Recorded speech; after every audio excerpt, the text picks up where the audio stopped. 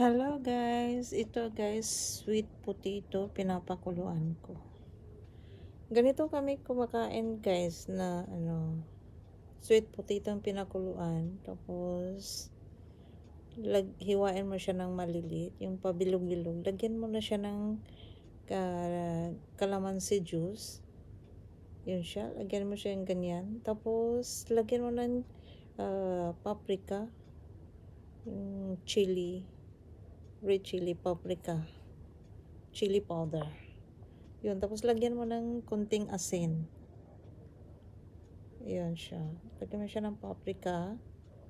Tapos, yung asin. Yung kunting asin lang, lagay mo sa taas. Masarap siya guys, subukan nyo. Sarap pala ito. Dito doon sa Pilipinas, hindi natin ginaganyan. Kinakain lang natin pag patapos ng pakulo. Pag ganito ang gawin mo, masarap talaga.